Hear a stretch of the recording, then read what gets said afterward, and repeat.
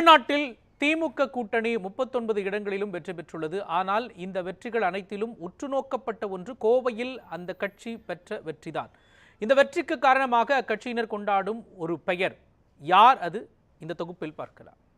பொய்ப்பித்தலாட்ட வேலைகளுக்கு எதிரான ஒரு வெற்றியை, இவற்றுக்கெல்லாம் இந்த மண்ணில், இந்த பூமியில், இந்த திராவிட மண்ணில், பெரியார் மண்ணில், அண்ணா மண்ணில், கலைஞர் மண்ணில் இடமில்லை என்று இன்று மக்கள் உரக்க சொல்லியிருக்கிறார்கள்.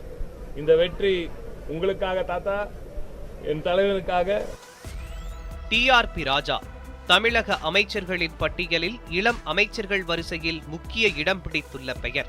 தொழில்துறை அமைச்சராக பொறுப்பேற்ற சில நாட்களிலேயே வெற்றிகரமான உலக முதலீட்டாளர்கள் மாநாடு, அதன்பின் வெளிநாட்டு பயணங்கள் என பரபரப்பாக இயங்கி வந்த டிஆர்பி ராஜாவிற்கு கோவை நாடாளுமன்ற தொகுதிக்கான பொறுப்பும் வழங்கப்பட்டுள்ளது. களத்தில் திமுக, அதிமுக, பாஜக என களம் சூடானது. கோவையில் பாஜக மாநில தலைவர் அண்ணாமலை களம் காண்பதால் ஒட்டுமொத்த மாநிலத்தின் கவனமும் அங்கு திரும்பியது.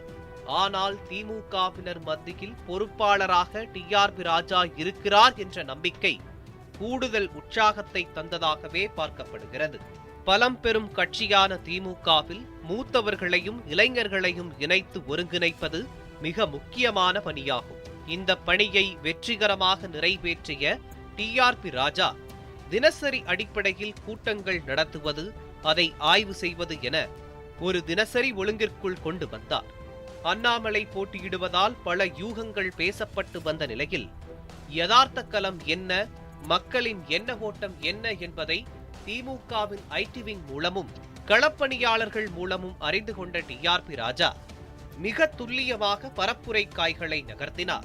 உள்ளாட்சி அமைப்புகளில் பழுத்த அனுபவம் கொண்ட கணபதி ராஜ்குமாரையும் அவரது செயல்பாடுகளையும் கோவை தொகுதியின் மூளை முடுக்கெல்லாம் கொண்டு சேர்த்தனர் டிஆர்பி ராஜா தலைமையில் செயல்பட்ட குழுவினர். ஒன்றியத்திற்கு ஒரு பொறுப்பாளர், அவருக்கு ஆலோசனை வழங்க ஒரு குழுவென புது புது யுக்திகளோடு கோவை களத்தை தனக்காக்கினார் டிஆர்பி ராஜா.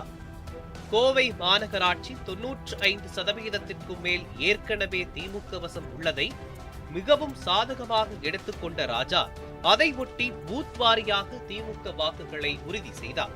40க்கு 40 வெல்வோம் என சொல்லி அடித்த திமுக தலைமை போல் கோவை தொகுதியில் எத்தனை வாக்குகளை பெறுவோம் என சொல்லி அடித்துள்ளது அமைச்சர் டிஆர்பி ராஜா தலைமையிலான திமுக கோவை தேர்தல் குழு.